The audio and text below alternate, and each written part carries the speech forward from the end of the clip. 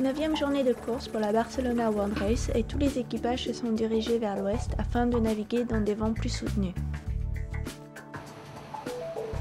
Seul Mutua Madrinella a décidé de pousser plus à l'est et bien qu'ils aient un vent très léger, ils parviennent quand même à naviguer et à se cuisiner des bons plats. Le groupe Veolia, Deltador et Hugo Boss sont plus à l'ouest. Veolia a pu se rendre assez loin à l'ouest lors de la 7e nuit, laissant Deltador et Hugo Boss attendre le vent jusqu'aux premières heures de la nuit.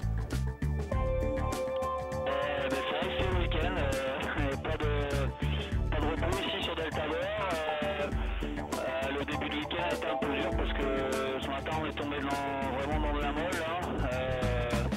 Veolia nous est revenu dessus parce qu'on s'est planté dans un trou d'air.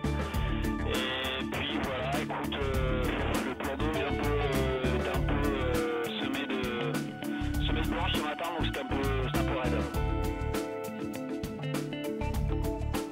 C'est encore malheureusement, mais écoute, on y croit. En tous les cas, l'année dernière était super sympa. L'année dernière, on était au portant sur une mer plate, tu vois, parce que comme il n'y a pas de vent dans la région, il n'y a pas de mer.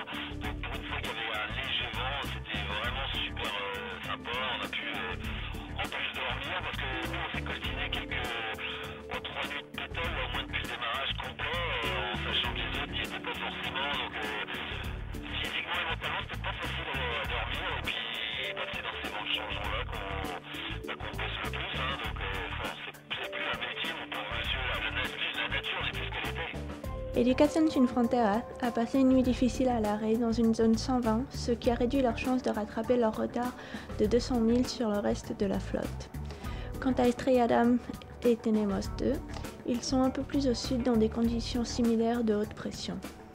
En prenant le temps de nous faire partager leur vie à bord, quelques équipages nous ont envoyé des photos, en commençant par le leader actuel, Paprec Vibrac 2, avec Noisette à leur poste de navigation, offerte par les enfants d'une école française et qui a suivi l'équipage depuis la construction du bateau en Nouvelle-Zélande.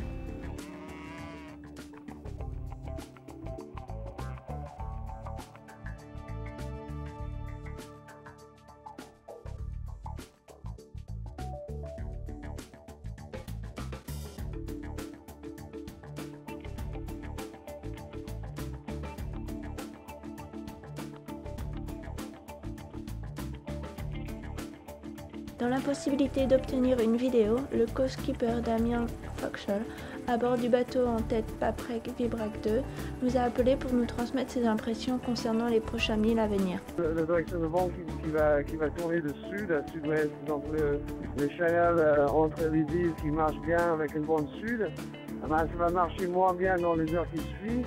Et le zone de défend, il va tourner, il va nous rapprocher, il va venir vers nous et devenir plus important. Mais avec le groupe de derrière plus à l'ouest et avec un vent plus soutenu, la flotte pourrait bien se compresser et réduire l'écart de 50 000 entre le 3e, 1er et 2e bateau.